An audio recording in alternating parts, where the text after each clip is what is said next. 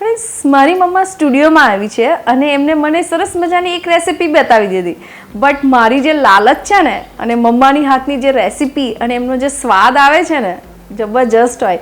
બધાની મમ્માનો હાથનો સ્વાદ ખૂબ જ સરસ હોય, બટ મારી મમ્માના હાથનો સ્વાદ છે ને હટકે છે.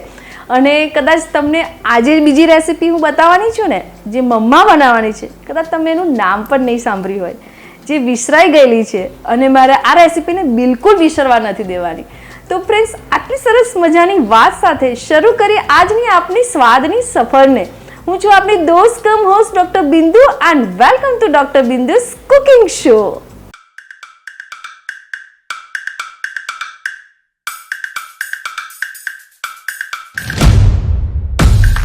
Hello mamma. Mamma again welcome to doctor Bindu's cooking show. મને મમ્મા કેવું લાગે છે ખબર છે?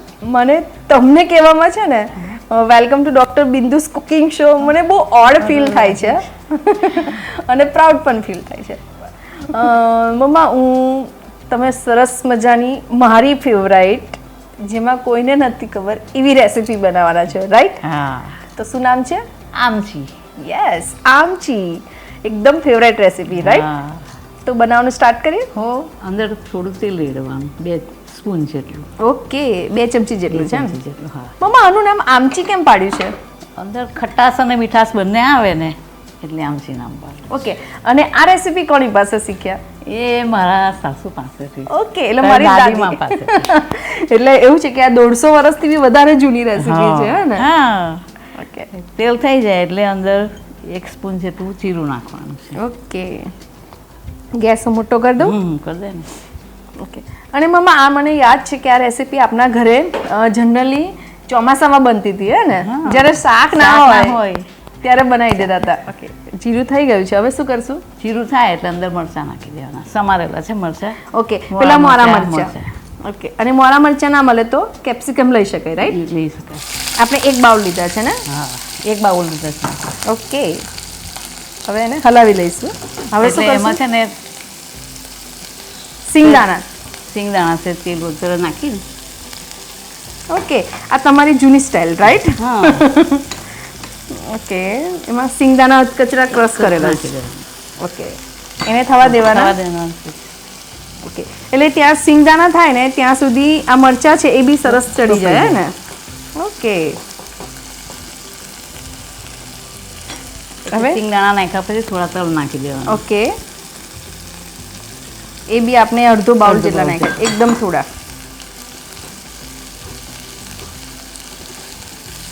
આમ તો મમ્મા આ છે ને, આ જે શેની સાથે ખાઈએ આપણે આમચી? હું જનરલી દાળ ભાત સાથે રોટલી સાથે ખાતા હતા. હા, દાળ ભાત ને રોટલી સાથે સરસ લાગે.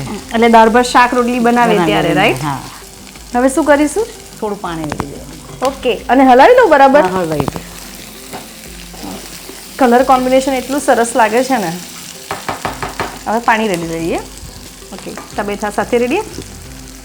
તમે અમને આવું બધું શીખવાડતા હતા, ખબર છે? તબેથો ધોઈ કાઢવાનો.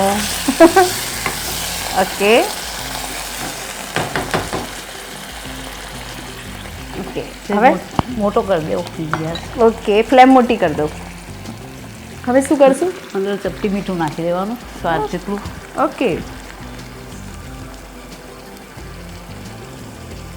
સ્વાદ પ્રમાણે મીઠું નાખ્યું. હલાવી દઉં મેં આમાં. ફ્રેન્ડ્સ, આમચી બની રહી છે અને મમ્મા એવું કહે છે કે આમચી જનરલી જ્યારે ચોમાસું હોય અને કોઈ શાક ના મળે ત્યારે બનાવતા હતા, અને એ બી મરચાંની આમચી. એટલે ફ્રેન્ડ્સ, તમે જુઓ કે એની પાછળ બી એક સાયન્ટિફિક રીઝન છે કે મરચાંનો યુઝ કર્યો છે.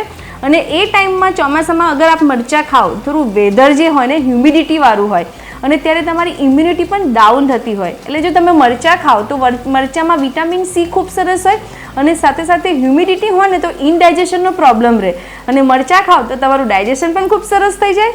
તો ફ્રેન્ડ્સ, તમે જોયું સાયન્ટિફિકલી રીઝન હતું. એ લોકોને નહોતી ખબર કે આ રેસીપી કેમ બનાવે છે. સિઝનમાં કંઈ શાક ના મળે, મરચાં સારા મળે એટલે આ શાકભાજી બનાવી દેતા હતા, રાઈટ?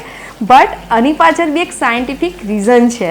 ઓકે, હવે જોઈએ આગળની પ્રોસેસમાં મમ્મા શું કરવાની છે. અને અંદર જોઈ લઈએ મરચાં ચડી ગયા હોય તો સહેજ હળદર અને ખાંડ ને આમલી ઓકે, થોડી નાખશે જ વાર હજુ થવા દઈએ, રાઈટ? થોડું પાણી રેડવું પડશે ને ના, મમ્મા? ના, ના. નહીં રેડવાનું? ઓકે. જોયું મમ્મા, અમે લોકો આટલું સરસ ભણ્યા, તમે તો એવું છે કે સિઝન પ્રમાણે બનાવી દેતા હતા. હા. પણ સાયન્ટિફિક રીઝન છે, ચોમાસામાં એવું હોય કે મરચાં ખાઓ ને તો ડાયજેશન સારું થાય, તમને શરીરમાં થોડો ગરમાટો ગરમાવો રહે, આવે. રાઈટ? અને તમારી ઇમ્યુનિટી બી બૂસ્ટ થાય. એટલે એ ટાઈમમાં તમે બધા એટલે હેલ્ધી રહેતા હતા. હા. અને આજના જમાનામાં તો શું બધાને ફાસ્ટ ફૂડ ખાવું હોય, પીઝા ખાવા હોય, પાસ્તા ખાવા હોય. ચેક કરી લઈશું. આમ બી થઈ જાય તો કલર ચેન્જ થઈ જાય ને મમ્મા? થઈ ગયા છે, ચડી ગયા છે, રાઈટ? હવે શું કરીશું? હળદર નાખી દેવાની. ઓકે, હલાવી દઉં. હલાવી દે. એકદમ ચપટી હે ને? હા, ખાલી ચપટી કલર નાખવાની, ચેન્જ કલર માટે. ચેન્જ માટે. ઓકે, હવે શું કરશું મમ્મા? હવે આપણે આંબલીનું પાણી રેડવાનું થોડું અને ઓકે ખાંડ નાખી દેવાની. ઓકે, આમળી પલાળી દીધી છે, પલાળી એનું પાણી પાણી પલ્પ છે, પલ્પ, રાઈટ? હા. ઓકે, હવે કેટલો રેડશું? થોડું રેડવાનું છે. ઓકે, રેડી દઉં? બધું ના રેડ, થોડું. ઓકે ઓકે, તમે કહેશો એટલું. ઓકે, હજુ રેડું? ના, ઠીક છે? બસ બસ ઓકે, મોટો કરી દે. એટલે હાફ બાઉલ જેટલો આપણે પલ્પ નાખ્યો, રાઈટ? હા. ઓકે, હવે શું કરશું મમ્મા? ખાંડ નાખી દેવાની. ઓકે, એટલે અને ખાટું સારું, મીઠું, ખાટું ટેંગી મીઠું. ટેસ્ટ. યસ. એકચ્યુઅલી મમ્મા તમે જે રેસીપી બતાવી, તમે બીમાર થઈ જાઓ અને તમને ચેન્જ જોઈતો હોય તો બી આ રેસીપી ખવાય ને? ખવાય, મોર સ્વાદ થઈ જાય. હા ને, ટેસ્ટી થઈ જાય. ઓકે, હવે જ્યાં સુધી ખાંડ નહીં ઓગળે ત્યાં સુધી થવા દેશો થવા ને? દેવાનું. Okay, fine. આ ઘટ્ટું થાય, ઘટ્ટ થાય ત્યાં સુધી રહેવા દેવાનું. પાણી બધે ઓકે, પાવા 2 મિનિટ થવા દઈ. ત્યાં સુધી મમ્મી એક ક્વેશ્ચન પૂછું? તમને તો પૂછી શકાય. દેવાનું. હા. તમે ક્યારે એવું વિચાર્યું હતું મારા શોમાં આવશો? ના, કોઈ દિવસ નહીં. નહોતું વિચાર્યું ને? તો તમને કેવું લાગે છે? મને બહુ પ્રાઉડ થાય છે કે મારી છોકરી મને એના શોમાં લઈ આવી રસોઈ હા ને, અને તમારી રેસીપી હજારો લોકો નહીં લાખો લોકો જોશે અને એમના ઘરે પણ બનાવશે, રાઈટ? બનાવશે. બહુ સરસ ઉભરો આવી ગયો છે મમ્મા. તેલ બી છૂટું થવા માંડ્યું છે, રાઈટ? હા, એટલે થોડી વાર થવા દેવાની. હજી થવા દેવાનું. સેજ ઘટ થવા દેવાનો. ઓકે. ઘટ થાય ને, પાણી થોડું બળી જાય ને પછી ઉતારી દેવાનું. ઓકે, એટલે આમલીનો જે પલ્પ છે એ થોડો ઘટ્ટ થઈ જશે, હે ને? અને ખાંડ બેના લીધે. ફ્રેન્ડ્સ, મરચાની સુગંધ, તલની સુગંધ, પેલો વઘાર કરીએ ને એવી સુગંધ આવી રહી છે અને આખા મારા સ્ટુડિયોમાં પ્રસરી ગઈ છે. હવે જોઈએ મમ્માને આગળ શું કરવાના છે. મમ્મા, હા સર્વ કરી લઈશું? હા, કરી લે. હું કરી લઉં કે તમે કરશો? કરી લે.